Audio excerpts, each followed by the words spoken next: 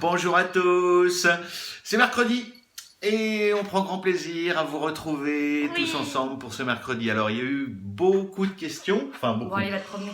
Oh allez, non, il y a eu les questions qui vont bien. Voilà, beaucoup de questions, non, pas trop, hein, quand même.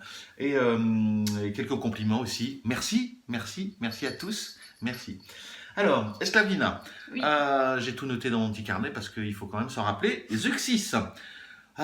Zuxis a ouvert un débat que je trouve particulièrement intéressant, qui est est-ce que nous, pratiquants BDSM, enfin nous sommes pratiquants du BDSM, d'accord, nous sommes dans une relation DS permanente 24/7, d'accord, et dans les relations DS permanentes 24/7, nous avons cette toute petite niche dans laquelle nous nous épanouissons de manière merveilleuse, qui sont les relations maître-esclave.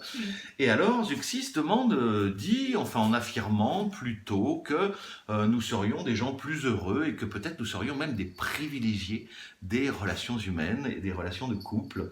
Voilà, ce à quoi j'ai fait une première réponse en disant sincèrement non, je ne pense pas du tout que nous détenions le Graal de la meilleure relation humaine. Non, absolument pas. Il y a des tas de gens qui vivent des tas de relations extrêmement différentes, en couple, voire en trio, voire peut-être plus. Et puis des gens qui sont tout à fait vanilles, qui vivent dans le monde des vanilles et qui vivent des relations particulièrement épanouissantes. Donc clairement, nous n'avons pas du tout le sentiment d'être privilégiés. Non, pas du tout.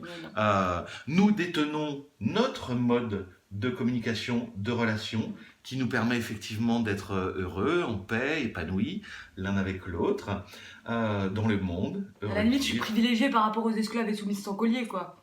Oui. Peut-être qu'on va encore trouver le leur. Voilà, effectivement, mais oui. Et moi, je dirais un peu la même chose. Hein. Je suis peut-être privilégié parce que, effectivement. Sinon, il ne voit pas mon pull. Oui, sinon, elle montre pas son pull et ses gros boobs derrière ses gros yeux.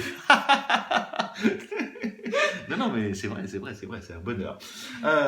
Donc ça, quoi, il a quand même répondu en disant oui, mais bon, est-ce qu'on pourrait dire qu'une relation BDSM permettrait de faire en sorte que les partenaires sont plus respectueux les uns des autres et que la relation dure plus longtemps et qu'il y a moins de risques de tromper l'autre?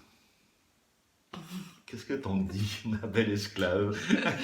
J'en dis que ça dépend des personnes et que... Oui. Et que c'est pas parce que je suis son esclave qu'il peut être sûr que je vais jamais le tromper ou qu'il peut être sûr que je peux être sûr que je vais jamais le tromper. Non, c'est parce que c'est nous, c'est parce qu'on se connaît depuis 3 ans, c'est parce qu'on... Mais c'est parce qu'on se connaît, qu'on parle depuis 3 ans, qu'on vit ensemble depuis 3 ans, mais c'est absolument pas parce que c'est mon mec qui va pas me tromper. Absolument. Et de toute façon, si j'ai envie de la tromper, j'aime pas le terme tromper parce que ça veut dire tromperie. Oui. Et si je la trompe, ça veut dire que c'est pas elle que je trompe, c'est la relation. Donc à ce titre-là, comme j'ai pris l'engagement et que nous avons pris l'engagement d'une relation maître-esclave épanouie, il n'y a pas de, il y a plus de lutte de pouvoir et il n'y a aucun secret entre nous, aucun. Voilà, tu peux accéder à tout, mes mails, mon téléphone, à tout ça, et moi de même évidemment. Mais forcément, elle fait partie de moi. Donc comme elle fait partie de moi, qu'est-ce que j'ai à cacher? Rien. Et si je désire quelque chose ou enfin voilà, je le dis, je l'affirme, j'organise la chose et puis et tout va bien. Donc non, sincèrement, faut pas idéaliser les relations DS parce que des relations DS qui ne durent pas, il y en a. Des échecs dans des relations humaines, il y en a. Ils sont même souvent au début assez nombreux, les écueils sur la communication. Juste pour vous faire un petit rappel, une relation de couple, qu'elle soit vanille, BDSM, ou qu'elle soit, je sais pas, il y a des gens qui s'associent, qui vont parcourir le monde, il y a des chefs d'entreprise qui mènent des entreprises ensemble de manière absolument magnifique, et des couples, si on s'arrête aux couples pour vivre quelque chose ensemble, ces couples-là, que ça soit dans un univers professionnel ou dans un univers intime, s'appuie toujours sur au moins, enfin, quand on va vers l'intime, effectivement, c'est 4 piliers. Vous pouvez retenir. Le premier pilier, c'est la communication, l'affection. Attention, les mots sont précis. Je ne parle pas d'amour, je parle d'affection. L'affection, avec l'affection, vous avez l'estime, vous avez jusqu'à l'admiration, jusqu'à la dévotion, évidemment. Bref, pour dire que vous avez la communication, l'affection, la sexualité, évidemment, et le bonheur partagé de s'engager ensemble à vivre quelque chose. Donc on a dit communication,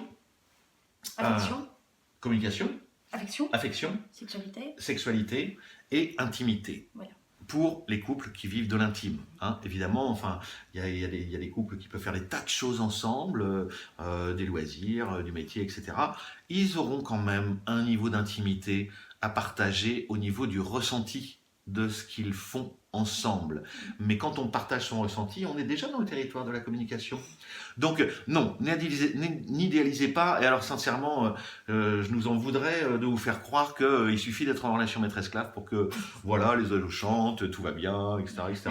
Non, les oiseaux chantent pas forcément. Ce matin, je me suis levé, j'étais bloqué du dos, Esclavelina était bloquée du dos aussi. Oui, c'est bien de pas trop y toucher non plus. Voilà, on n'y touche pas trop, d'ailleurs. Hein. Nous avons fait un petit passage chez un ostéo de talent. Oui. Et encore plus de talent que quand on appelle dans la matinée, qu'on a rendez-vous en début d'après-midi. Voilà. Ça soulage. Voilà. Et qu'on est arrivé, on était un peu grognon, et on est ressorti, on était tout mignon. Non, mais ça, c'est mon instinct de poète. Voilà, poète. Bref, Zeuxis, merci pour cette question. Merci. On a la belle anneau qui revient. Il y a trop de reflets, ça m'énerve. Ah oui, la belle anneau vient avec une question que l'on a pourtant déjà bien traitée, mais qui est comment est-ce que tu vis ça du côté famille? Mais du côté famille, sincèrement, les familles ne sont pas forcément celles que vous croyez. Hein. On nous bassine avec la famille, mais si vous saviez d'où ça vient ce culte de la famille, ça remonte à Napoléon et ça passe par Pétain. Hein. Quand même. Donc, non pas qu'il faille se méfier, mais c'est pas parce que c'est la famille que c'est bien. C'est pas parce que c'est une relation maître-esclave que c'est bien, que c'est durable et respectueux. Hein. Voilà. C'est pas le système, c'est pas la boîte qui fait le contenant. Hein. Ce qu'il y a dedans peut être très différent de la boîte. Donc voilà, les règles sont toujours les mêmes. C'est sincérité, honnêteté, connaissance de soi, évidemment, et engagement et responsabilité. Donc du côté famille, oui, effectivement, des personnes sont au courant, des personnes ne le sont pas. Les gens qui sont, vous savez, enfin on l'a tous lu, hein, à chaque fois les gens ils se plaignent, il n'y a que vous qui parlez, et puis moi on m'a posé la question à moi. Hein. Oui, c'est pas votre famille, hein, la question. Oui, hein, d'ailleurs. Hein. Allez, Esclavelina, pour nos abonnés, vas-y. Du coup, j'ai une partie de ma famille à qui je parle plus, parce que ce qui les dérange, c'est la différence d'âge. Donc il y a un moment, si les gens s'arrêtent à ça, au revoir, je n'ai pas le temps de vous. Et après, voilà, ma mère est au courant, par exemple. Bah, c'est juste qu'elle s'imagine pas vivre comme ça. Et donc du coup, on n'en parle pas, quoi. Elle sait que je suis en relation d'intimité, parce que j'aime pas le mot relation de couple.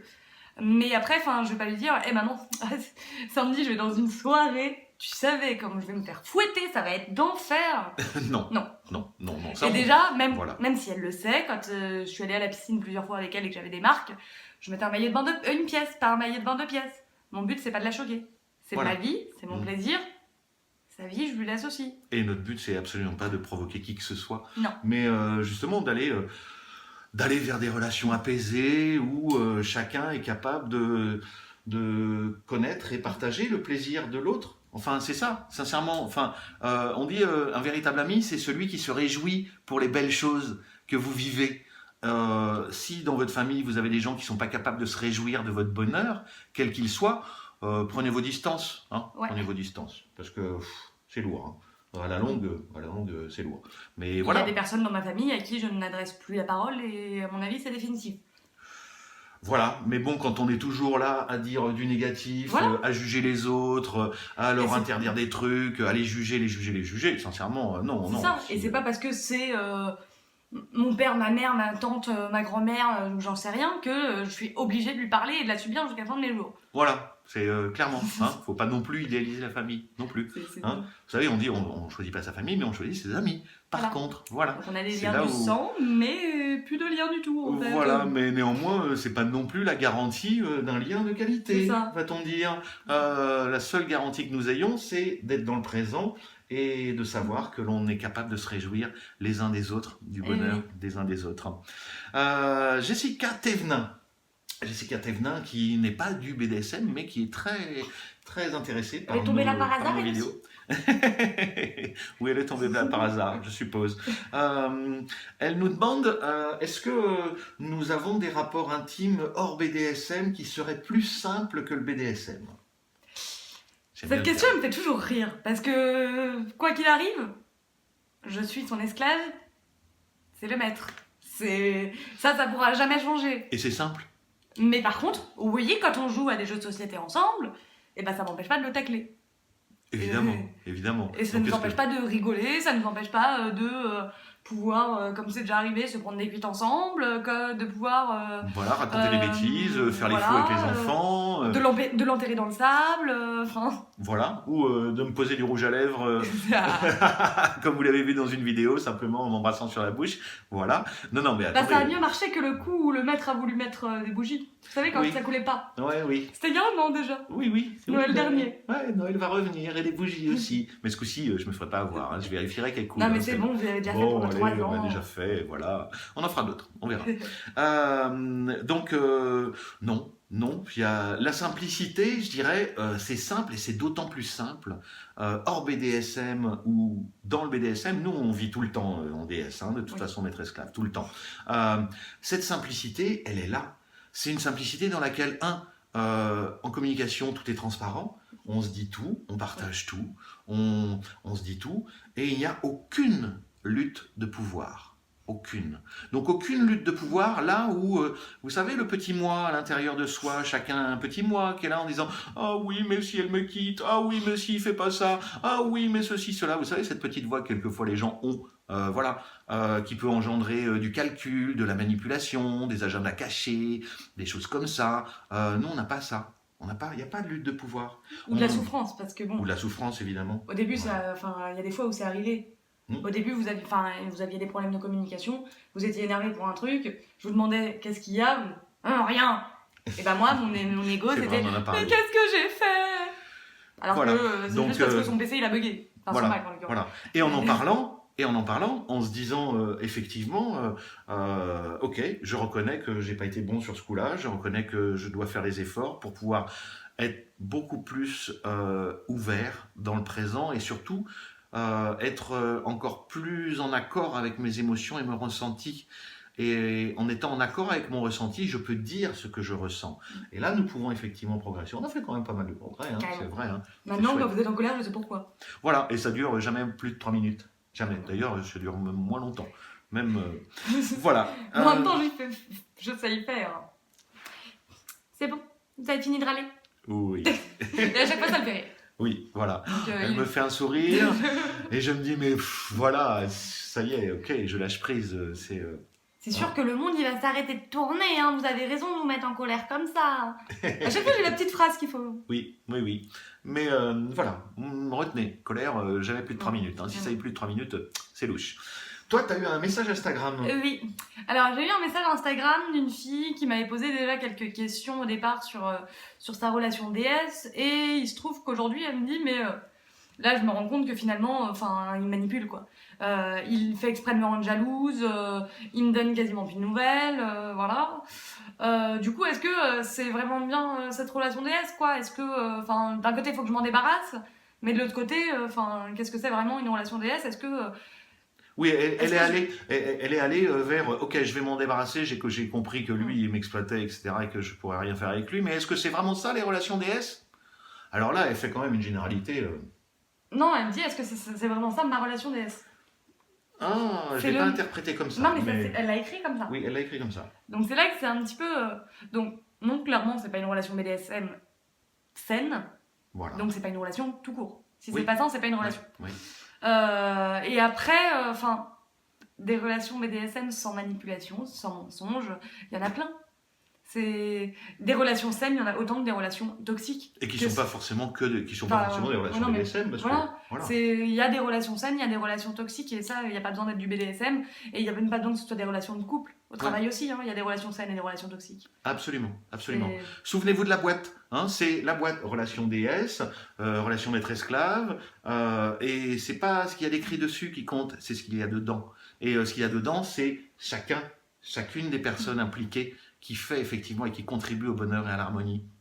C'est difficile parce que on est quand même nourri de publicité depuis qu'on est tout petit et on n'arrête pas de nous dire regardez les boîtes, et ce qu'il y a dans la boîte, c'est très très bon, vous aurez une belle voiture, vous aurez une belle vie, vous serez heureux, etc. Mais dans les relations humaines, ça fonctionne pas du tout comme ça. Pas du tout. C'est pas parce que vous choisissez de vivre ainsi ou de vivre comme ça que vous allez forcément être heureux. Non. En relation, il faut donner de soi. Il faut donner une vision, il faut se connaître soi, partager de soi, évidemment. Et puis voilà, à part ça, tout va bien. Oui. Avec ça, j'allais dire. Et voilà, on arrive au bout des questions. Moi, je voulais juste vous inviter à réfléchir au langage du corps. Le langage du corps. Le corps ne ment pas. Vous pouvez en parler. Tiens, on a vu un ostéo de talent ce midi, qui nous a bien mis en place. Et on s'aperçoit vite que le corps, lui, ne ment jamais. Le mental peut vous servir des discours, etc. Oh, c'est pour cette raison, c'est pour cette raison. Si vous avez mal quelque part, si vous ressentez des fourmillements autre part, si vous sentez par exemple une excitation montée, que vous avez une érection impromptue, on va dire, ou une culotte toute mouillée à un moment donné, c'est le corps qui s'exprime. Soyez-en ravis. Pour celles qui ont des culottes. Oui, pour celles qui ont des culottes, clairement. Soyez-en ravis, je dirais, ne négligez pas le langage du corps, surtout pas, particulièrement pour des relations aussi intimes et aussi fortes que nous avons, nous, les gens du BDSM, en relation 24/7. 24/7, ça veut dire en permanence. Voilà, le langage du corps, on en parlera la semaine prochaine. Voilà, c'était notre petite vidéo de mercredi. Elle est un peu longue. On vous souhaite une belle semaine. Oui. On vous dit tout plein de choses. Mettez des pouces en l'air, partagez, discutez, commentez. Partagez-le avec vos amis. Et puis nous, on se retrouve peut-être d'ici là. Sinon, mercredi prochain. Ciao, ciao. Bye, bye. Et en plus, la semaine prochaine, c'est vidéo surprise. En plus, la semaine prochaine, c'est vidéo surprise. La soirée sera passée, vous aurez votre costume. Oui, on va à une soirée Halloween samedi soir. On va vous raconter ça. Et la semaine prochaine, j'aurai mon costume Halloween. On vous montrera. Allez, bon Halloween. Bah oui, quand même ce soir. Oubliez pas les enfants, les bonbons et tout. Allez. Au revoir. Ciao, ciao.